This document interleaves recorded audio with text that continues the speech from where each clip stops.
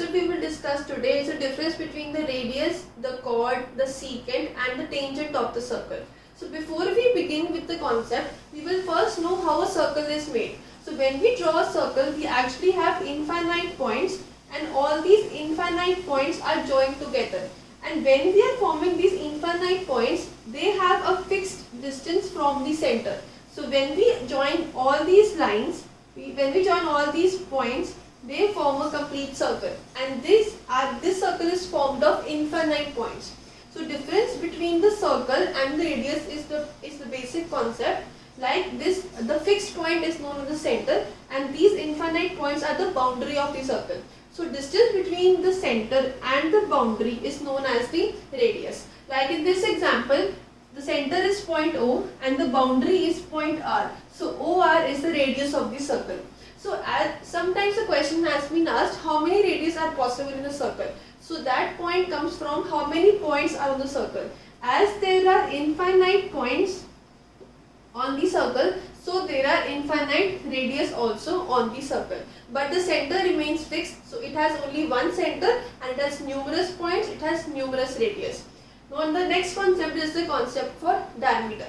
So when we extend the radius to the other side of the circle, that means the radius is doubled. So this doubled radius or the line segment on which the 2 points lie on the circle is known as the secant, is known as the diameter. So in this concept, PQ is known as the diameter. But you should also know one thing, that diameter will always pass from the center. Like in this case, XY is also a line segment on which 2 points lie on the circle. That means A and B are on the circle, but it is not the diameter because it will not pass through the center. Like in this case, it is also a diameter. So double the radius is actually the diameter. As you know, radius starts from the center. So if we extend to the other side, it will also pass through the center. So diameter passes through the center of the circle. Next is the concept for chord.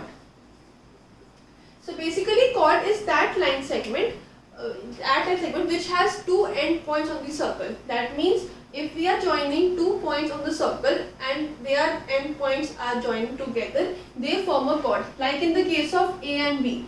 A and B are points on the circle, and if we join these 2 points, AB becomes the chord.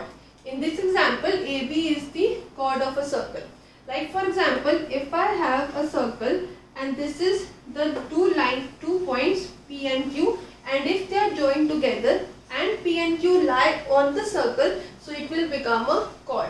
And if this is the center and if I join like this, then PR will become the diameter. So we can say in a way that diameter is a type of the chord, or diameter is the longest chord of the circle, and there are infinite diameters because there are infinite points on the circle.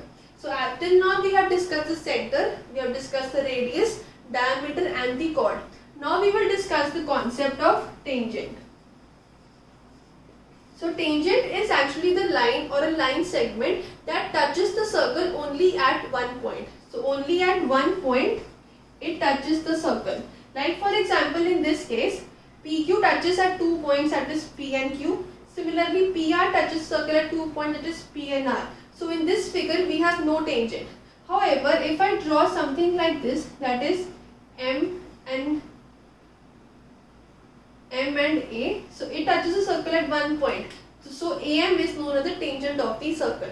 Like in this case, MN touches the circle at this 1 point. So MN is the tangent of this circle. PQ is the diameter, OR, OQ, OP are the radius of the circle, and then we have discussed AB is the chord of the circle. So last concept in this concept of circles is the concept of secant. It is generally asked the difference between the secant and the tangent. So difference between both of them is very simple. Tangent has only 1 point on the circle and secant has 2 points on the circle, and both these are lines. So line mean that both extend in all directions. So first we should know that line extends in both directions. Line segment is a fixed starting and the fixed ending point, and in the case of ray, it has one fixed point and the other is in an infinite direction. So like in this case, M and N both are it is a line, so it extends in both direction and touches the circle at one point, hence M and N is the tangent. However, in the case of secant, because it is also a line and touches circle at 2 points, then it is known as the secant.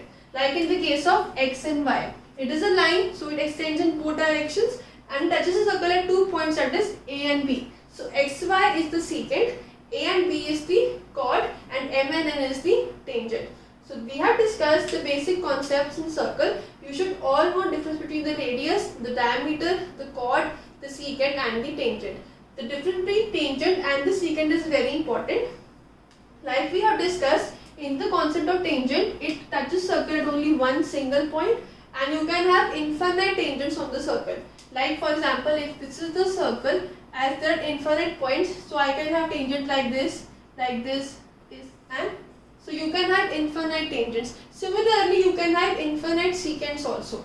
Like if I am drawing a circle like this is one secant, touches at two different points. I have this secant, then this and then this. Because there are infinite points, so there is infinite radius, infinite diameter, infinite chord, infinite tangent and even the secant. But there is only one center and that remains fixed. This was the concept on the radius, chord, secant and the difference between the tangent.